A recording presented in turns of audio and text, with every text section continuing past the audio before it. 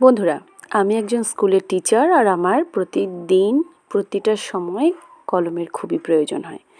তো কলম তো প্রতিটা কলম 2-3 দিন গেলেই আমাদের কলম ফুরিয়ে যায়, তখন আমরা কী করি? ফেলে দিই।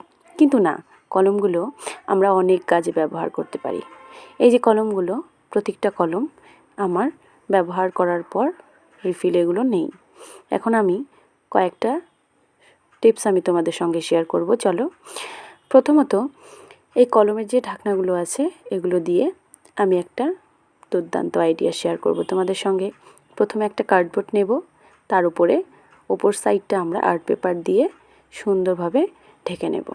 তারপরে একটা ফিতের সাহায্যে ওখানে আমরা যাতে ওয়ালে হ্যাঙ্গিং করতে পারি, তার জন্য একটা ফিতাও আমরা ঝুলিয়ে নিব, যাতে আমরা এই ফিতার সাহায্যে এই কার্ডবোর্ডটাও আমরা হ্যাঙ্গিং করতে পারি। এখন একটা একটা করে কলমের মুখাগুলো আমরা গ্লুর সাহায্যে এটার উপরে আমরা বসিয়ে নেব। বসিয়ে নিলে তারপরে রেডি এই দুর্দান্ত আইডিয়াটা। তো আমি চলো তোমাদের সঙ্গে শেয়ার করব এই আইডিয়াটা। দেখতেই পাচ্ছো এটা মোটামুটি রেডি হয়ে গেছে। এখন দেখো এটাতে আমি কি কি করতে পারি।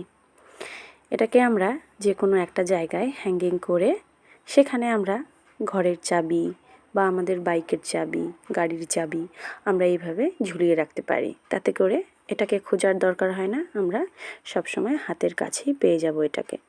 তো এই আইডিয়াটা ছিল প্রথম আইডিয়া। তোমাদের কেমন লাগলো অবশ্যই বলো। এরপরে নেক্সট যেটা আইডিয়া, আমরা যখন পড়াশোনা করি তখন কি হয়, ফ্যানের নিচে যখন আমরা বসি ফ্যানের হাওয়াতেই পেজগুলো একটা একটা করে উল্টে যায়।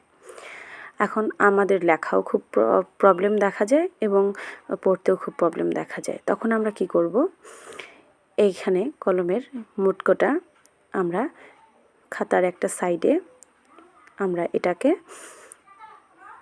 যদি লাগিয়ে নিই, তাহলে ফ্যানের হাওয়াতে এই খাতার পেজগুলো বারবার উল্টে যাবে না এবং আমরা লেখা বা পড়া ওই পেজের কাজটা খুব সুন্দরভাবে কমপ্লিট করতে পারবো।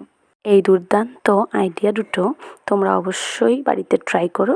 এরকম আরও নতুন নতুন আইডিয়ার জন্য অবশ্যই আমার চ্যানেলটা like, comment, share and subscribe করো। Thank you.